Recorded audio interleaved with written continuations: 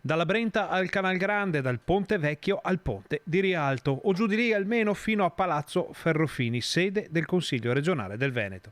Le migliaia di firme dei cittadini del Bassanese che hanno risposto con voce forte e chiara alla petizione per una sanità diversa, per un San Bassiano come era fino a pochi anni fa, sono finalmente arrivate a Venezia.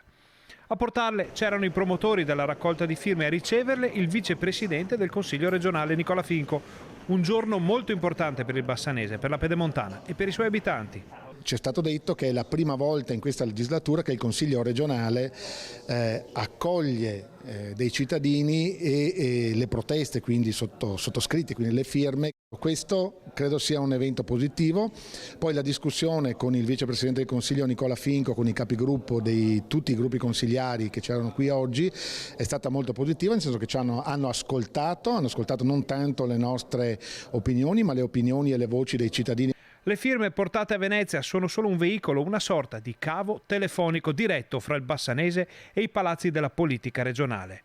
Un lungo filo reso bollente dalle tantissime segnalazioni di disorganizzazione all'interno dell'UL7 e di domande da parte dei cittadini alle quali nessuno finora ha voluto dare risposte. È stato un incontro sicuramente importante per noi perché siamo riusciti a portare la voce dei cittadini all'attenzione del Consiglio regionale, quindi ringraziamo il consigliere Finco, vicepresidente, che ci ha ricevuto, ma anche tutti i consiglieri che erano presenti qui oggi e che ci hanno potuto ascoltare soprattutto le problematiche che ci sono nella nostra azienda sanitaria. I consiglieri hanno ascoltato con grande attenzione le richieste del territorio. Mancavano, va detto per onor di cronaca, il presidente del Consiglio regionale Roberto Ciambetti, il capogruppo della Lega Alberto Villanova e Sonia Brescacin, presidente della commissione consiliare che si occupa di sanità.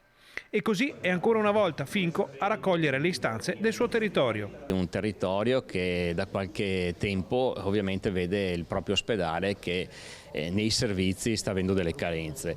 E penso che tutta la politica debba dimostrare la massima attenzione. Già il territorio, abbiamo visto con i sindaci, hanno dato un punteggio basso al direttore generale, quindi già i primi cittadini hanno dato un segnale importante. Oggi mi auguro che questa attenzione ovviamente venga anche posta dal Consiglio regionale, visto che è l'organo che fa programmazione. Infatti noi con gli altri capigruppo porteremo l'argomento all'attenzione della quinta commissione perché ovviamente si prenda atto ma si trovi anche delle soluzioni concrete. Cosa succederà ora? Cosa faranno adesso i consiglieri? Quello che faremo noi come Consiglio regionale è dare un indirizzo chiaro sia alla Giunta ma anche al direttore generale che prenda in mano la situazione.